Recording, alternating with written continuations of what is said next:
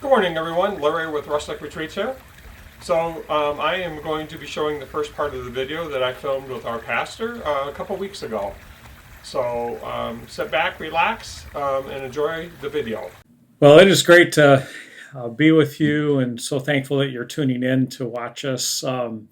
This is just a recorded conversation between Larry Forsythe and myself. Larry is a member of our church and has been an integral part of what God has been doing here and even into our community. And so he has an incredible story that we want to just share with you. And so we're going to have a conversation. You're going to have the opportunity just to kind of like watch in on this conversation as we kind of go through how God has redeemed and restored and renewed Larry's life and his family, and it's an incredible journey. And so, Larry, it's just so great to have you here, and we just want to share your story. I mean, I've had the opportunity to hear it fully, and you're writing a book. Yes. And that's going to be the full story. And so, your story starts when you were very young. Yes, it And does. so, why don't you just kind of talk to us? Share a little bit of that background. Okay. Well, I was born in Canada. I was born in Collingwood, Ontario. And my dad was a missionary pastor there. And he had a small church in Wasaga Beach. Now, Wasaga Beach is like a resort area. So he was there about 2 years or so. And we moved to Creemore. And then Creemore is another little, like a small town. And then he accepted a pastorate position with the Methodist Church in Michigan, so he came to Michigan. So I'd actually lived in 3 different places before I was 5. We came over here at Christmas time. Schooling is different over here for us. In Canada, there is no kindergarten. They go to grade 13. So when I came here, I was already missed half a year of kindergarten. So I started into a school that I didn't know anybody. I don't recall being really lonely or anything at that time. I never made friends easy. But from my recollection, it was just a typical kindergarten class. I know as I began to get older, we were moved every 5 years. So we lived in Riley Center, which is like basically 4 houses. And they had a little party store. And we grew up in that area with learning to play with all the kids. So you played with, I was 6 or 7, and I would play with kids that are 15, and I would play with kids that are 4, because that's all we had. It was a farm community. Once we left Raleigh Center and went to K-Pac, K-Pac was a much bigger community, at about 3,600 people. That's where we attended school. We had a bus ride back and forth of about 45 minutes each day. So once we got to K-Pac, the world kind of opened for me. I was getting a little bit older. I had, we still walked to school because we didn't have buses or anything. But I walked to school. It became more people in my age group were around me. So I had more friends to hang out with. So I was actually more age appropriate. I wasn't hanging out with, way older and way younger. That part of it was a good thing for me. The church was a small church again.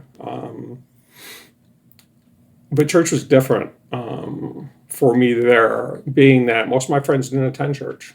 Back then, they did not go to church. So when, we'd have Sunday school class, we might have 2 or 3, or we'd have, we'd have like a little worship service and we'd have 10, so it was kind of different that way. With my dad being a minister, I saw the goods and the bads of the church. I saw some awesome people, and I saw some real hateful people. And that had some effect on me too, as well, my dad. But one of the biggest things for me as I got older, I say like the 10 years old or so, I began to see things were different. I could see my dad at first, like in Riley Center, I was too young. I didn't understand. But as I got to be like 10 years old, I could see that my dad would preach one way and go home and do it the opposite. And it's like that really, it kind of bothered me, but I was too young. I didn't totally understand all that. Some of the impacts that have happened to me, we were very verbally abused. We weren't allowed to miss church. We were very controlled. if you missed church because you're sick, you'd be checked up on. If you didn't have a temperature, you'd get caught, you'd be in big trouble. We were told, you don't embarrass me in church. You don't do anything that will embarrass me. And it's like, well, at that time I thought, okay, well, that's my normal. That's just how I am, and that's how I was thinking. That's just my normal. But as I got a little bit older, one of the things that really impacted me was death. Yeah. I was about 10 years old, and it was around Christmas time. I had a friend, Jim, and him and his whole family were going to Colorado for Christmas.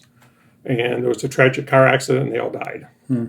Now, we didn't know anything about that. We didn't have the social media or anything like we do today.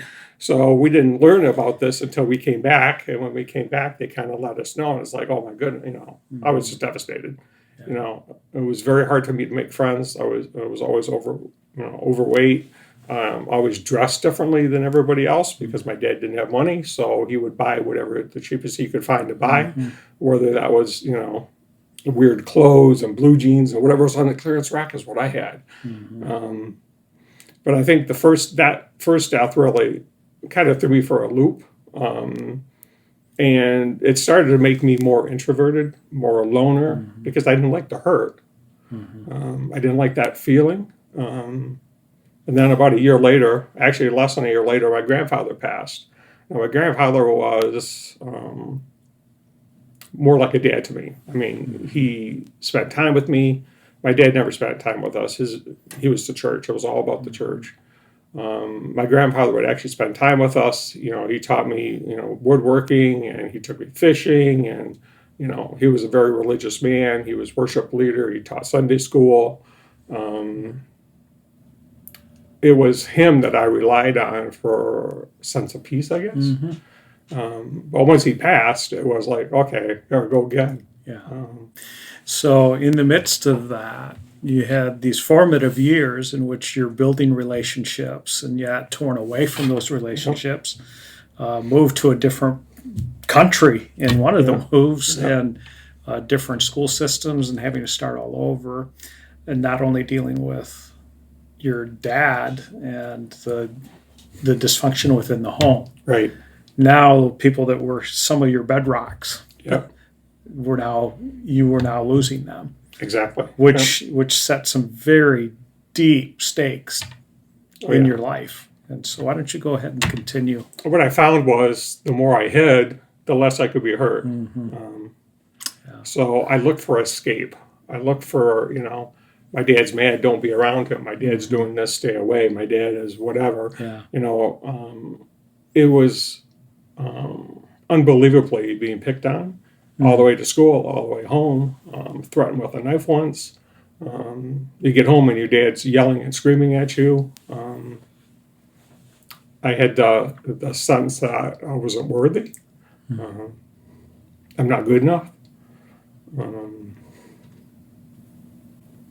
A lot of other deep-rooted type, I need to be micromanaged because I just can't do it right.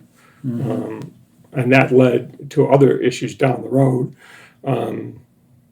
As I got older, those deep-rooted issues just became, deeper. I was saved by a traveling group in K-Pac. It was a youth group that traveled. But being saved, I didn't really know what that was supposed to be like or what that really meant. We never were really, I guess, we learned all kinds of things about the Bible, but we didn't really learn that this is what saved means. This is how you should behave. This is why you're behaving the way you are. This is, you've been washed, you've been redeemed, you should be acting this way. But to me, it was, okay, I'm saved. I can get to heaven now. I've got it made. Do as I please, and just repent, And I can remember vividly doing something I shouldn't do, and then like 30 seconds later, I'm sorry, God, I didn't mean to do this. Yeah. And that's how I grew up. That's what I thought was normal. That's what I thought was the way I was supposed to act, and it wasn't. But I didn't learn that for many, many years later. But because we moved every 5 years, our next move was a horrific move for me. We moved when I was going into ninth grade. We moved to Detroit, Michigan. We moved to a school, KPAC. My class was like 80 people. So you knew everybody. You were all friends, you know. I go to a school that my class is 480. It's in junior high, not in high school, because ninth grade was in junior high there because of the class size. I was different. I dressed different. I acted different because I'm from the country. I didn't know the city. I had no clue. I was picked on all the time. It was just like I was living my past over and over and over. And I kept thinking, wow, I'm a good person. Why is this happening? What is going on? You know, is there a God? If he's there, why is this, being allowed to happen? My dad, as he got older and I got older, there was rebellion going on. The control issues were going on. I didn't want to be controlled. He wanted to control me. He just made my life really, really difficult. But I managed to meet a really good friend. His name was Steve. Now, Steve actually stuck up for me, and he was actually teaching me, okay, this is Detroit. This is what you need to do. This is how you need to dress. This is how you need to, you need to act, because it's a totally different culture. Right. I said, well, great. Finally I met somebody that things are looking up. I can start making friends now. Christmas time again, we go away for Christmas. We come back and no Steve. And it's like, we didn't know what was going on. And they announced that he was killed by his dad. Oh, just devastating. I don't know how I made it through that year. I hated school. I mean, literally hated it. Hello, everyone. That concludes the first part of my testimony with our pastor. Please stay tuned for part 2 coming up in the next few days. Thank you and have a great day.